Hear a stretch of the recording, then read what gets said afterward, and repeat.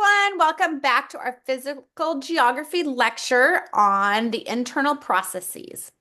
So in our previous lecture, we explored the theory of plate tectonics and how Earth's lithosphere is divided into several large plates that move across the surface. And today we're going to examine the different types of plate boundaries and the dramatic landforms that they create around our planet.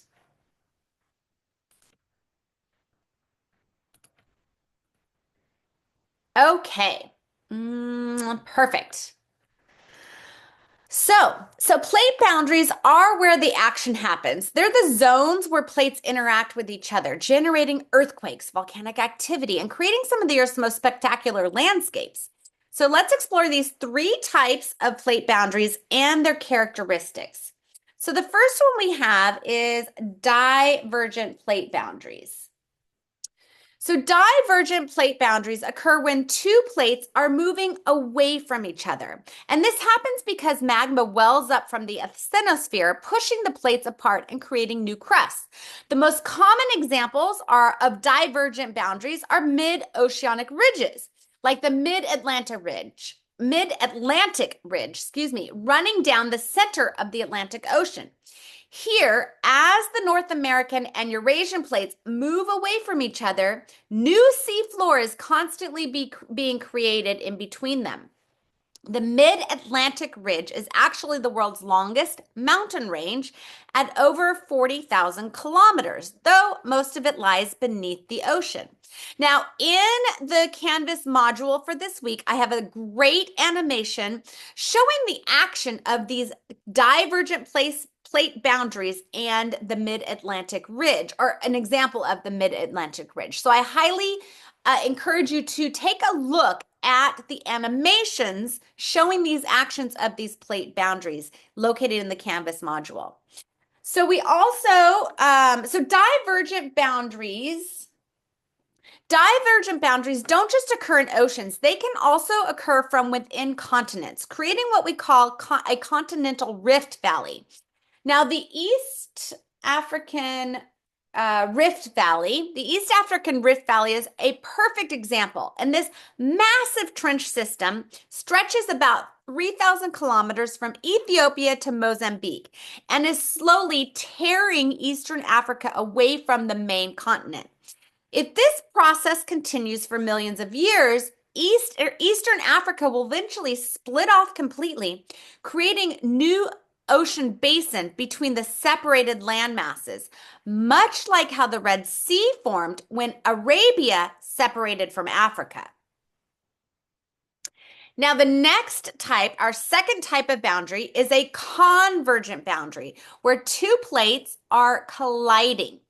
These collisions typically result in one plate being forced beneath the other plate in a process called subduction, creating some of Earth's most dramatic landscapes. Now, there are three subtypes of convergent boundaries, each producing distinctive features. So first, let's take a look at the oceanic-continental convergence. And this occurs when a dense oceanic plate collides with a less dense continental plate. The heavier ocean plate is forced beneath the continental plate, creating an oceanic trench and triggering the formation of coastal mountains. A prime example is the subduction of the Nazca Plate beneath the South American plate, which has created both the Peru-Chile Trench and the towering Andes Mountains in South America. This process is accompanied by frequent earthquakes, and the subducting plate melts in the mantle with magma rising to form volcanoes, explaining why the Andes host active volcanoes in Ecuador and on the Chile-Argentina border. Again, I encourage you to take a look at the animation in the Canvas module to get a better visual of these.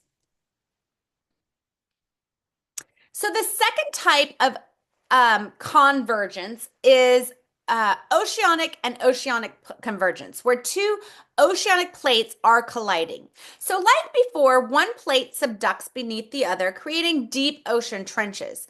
The melting of the subducting plate generates magma that rises to form submarine volcanoes, which can eventually grow tall enough to emerge as islands, forming volcanic island arcs. The Japanese islands were formed this way as the Pacific plate subducts beneath the Philippine Sea plate. Similarly, the Aleutian Islands of Alaska formed from the subduction of the Pacific plate beneath the North American plate. Again, there's an excellent animation located in Canvas module that I highly encourage you to view. Now, the third type wait a minute, I went too far. Sorry about that. The third type is the continental and continental convergence. When two continental plates collide, neither can be subducted because continental crust is too buoyant. Instead, the crust crumples and thickens, creating massive mountain ranges. The Himalayan mountains, the world's highest mountain range, formed when the Indian plate collided with the Eurasian plate about 50 million years ago. And they're still growing today at a rate of about 5 millimeters per year. The Alps in Europe was formed similarly when the African plate collided with the Eurasian plate. While volcanoes are rare at these boundaries, the continental-continental boundaries, they are rare because there's limited subduction and very shallow focused earthquakes are common here due to the intense pressure and fracturing rocks. So those were the three types of convergent boundaries.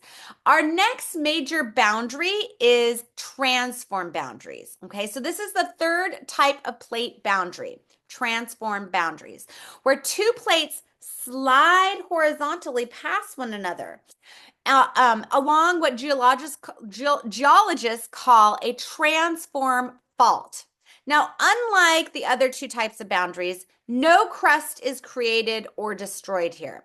Transform boundaries are associated with frequent and sometimes very powerful earthquakes as the plates temporarily lock together and build up stress. So think about your knuckles kind of locking together, and as your knuckles are sliding past one another, they kind of lock together and they slide and create movement, which are earthquakes. Okay, now the most famous example and well known to us is the San Andreas fault in California, where the Pacific plate is sliding northwest relative to the North American plate at a rate of about 5 centimeters per year.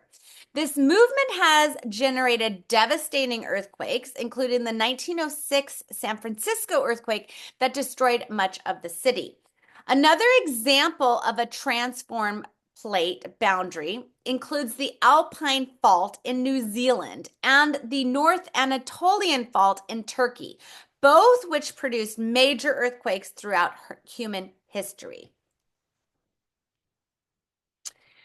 Now, Earth's plates haven't always been configured as they are today. By studying rocks, fossils, and magnetic patterns, scientists have reconstructed the movement of continents over billions of years. Between 1.1 billion and 800 million years ago, Earth's continents were united in a supercontinent called Rodinia. By about 700 million years ago, Rodinia it began to break apart at divergent boundaries. The fragments later reconverged to form the supercontinent of Pangea about 300 million years ago. Pangea then began to break up about 200 million years ago, first splitting into two large land masses, Laurasia in the northern hemisphere, containing present-day North America, Europe, and Asia, and Gondwanaland in the southern hemisphere, containing present-day South America, Africa, Australia, Antarctica, and India. The number of tectonic plates has varied throughout Earth's history, with some eras having more plates than today and others having fewer. Their sizes and shapes have also changed dramatically over time as continents have merged and split apart. Now, the Pacific Ring of Fire. We're going to conclude this portion of the lecture talking about the Pacific Ring of Fire, okay? And this is it's one of the most geologically active regions on Earth. So this horseshoe-shaped zone encircles the Pacific Ocean basin and is characterized by a nearly continuous series of oceanic trenches, volcanic arcs, and volcanic belts. The Ring of Fire is primarily composed of convergent boundaries, mostly subduction zones where oceanic plates dive beneath continental plates or other oceanic plates. And these processes have generated over 75% of the world's active and dormant volcanoes and are responsible for about 90% of the world's earthquakes. From the Andes of South America to the Aleutian Islands of Alaska, from Japan to New Zealand, the Pacific Ring of Fire demonstrates the enormous power of plate tectonics shaping our planet's surface. So today we have explored how the interactions between tectonic plates create the diverse and dynamic landscapes we see around the world. Whether it's the gradual rifting of East Africa, the dramatic rise of the Himalayas, or the seismic activity along the San Andreas Fault, plate boundaries are where Earth's geologic processes are most powerfully expressed. Thanks for watching, and I'll see you in the next segment.